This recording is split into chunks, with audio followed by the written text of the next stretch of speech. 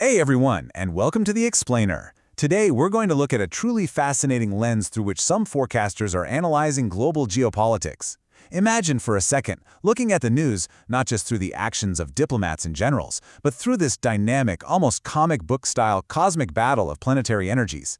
We're going to examine exactly how astrological forecasters map the ongoing Iran conflict using planetary cycles to predict the duration, the intensity, and the shifting nature of all this tension.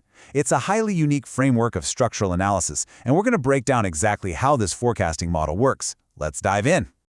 Okay, let's quickly map out our structure for today. First up, we'll establish the astrological timing framework. Second, we'll look at Mars and Uranus as the spark. Third, the slow burn of Saturn and Neptune. Fourth, how forecasters go about layering these cycles. And finally, number 5, symbolism versus causation. All right, part 1, an astrological timing framework. And this is really about reading timing, not causing events. Now, before we get into the heavy specifics of the Iran conflict, we really need to understand the baseline of this methodology.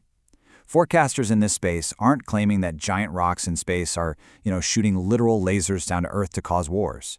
Instead, they treat the planets like a massive, complex clock. They map human history to specific planetary cycles to forecast the pace, the duration, and the shifting nature of the Iran conflict. It's about reading the timing of the environment.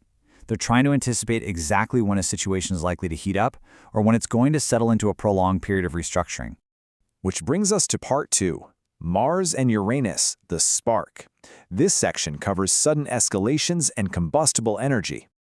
So, according to forecasters, the Iran conflict hasn't been a steady, predictable buildup at all. It's moved in sudden, explosive bursts. And in the astrological framework, that kind of volatility has a very specific signature, the combination of Mars and Uranus. Mars represents force, weapons, direct action, right? While Uranus represents shocks, instability, and unexpected disruption.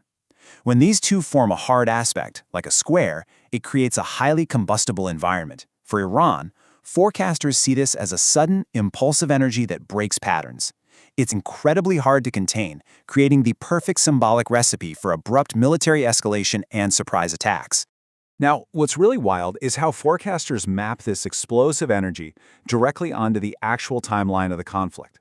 They argue, but the violence between Iran and its adversaries didn't just erupt randomly. It burst to the surface right when this planetary cycle was running hot.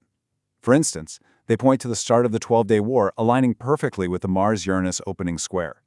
They also specifically tied the major February 28 strike date to Mars forming an exact square with Uranus. Then they note the later war phases aligning with the closing square in March, and eventually a ceasefire aligning with the closing sextile in April.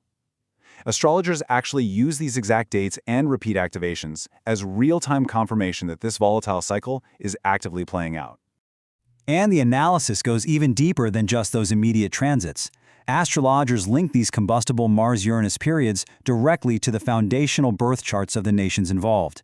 For example, forecasters highlight that specific Uranus and Mars placements in the sign of Gemini, particularly within the U.S. national chart, make these periods exceptionally prone to open conflict. Because of this, forecasters treat any return of a hard Mars-Uranus contact as a flashing red warning light. It's an indicator for future geopolitical shocks and continued volatility in the region. Let's move on to part 3, Saturn and Neptune, the burn. This is the slow arc of restructuring.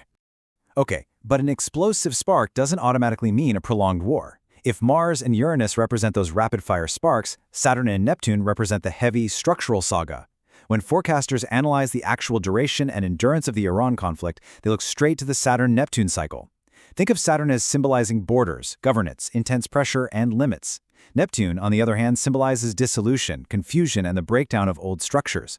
When these two conjoin, it creates a long, slow burn phase defined by regime stress, the dismantling of institutions, and deep social unraveling. And this is an absolutely crucial distinction. Astrologers using the Saturn-Neptune framework usually aren't out there saying, hey, this military war will last exactly X number of days. Instead, they're indicating that the conflict will shift forms. Because Saturn adds resistance and Neptune brings uncertainty, the crisis doesn't just neatly resolve, it morphs. A direct military confrontation might pause, sure, but the conflict continues through widespread protests, total diplomatic collapse, or severe internal regime instability. So it marks a long duration of upheaval rather than just non-stop battlefield warfare. And to put that into perspective, this restructuring phase is projected to be incredibly long. Several forecasters point to a massive upcoming event, the Saturn-Neptune conjunction at exactly 0 degrees Aries, which happens in February of 2026. Aries is considered a global new beginning point in astrology, and this specific conjunction kicks off a sweeping 35 to 36-year historical turning point for Iran and the broader region. Now, while it doesn't mean 3 decades of open war, forecasters explicitly note that this grueling restructuring, this rebuilding phase regarding the region's borders and leadership, could easily extend deep into 2029 or 2030. Let's look at Part 4, layering the planetary cycles. This is where we combine the micro and the macro.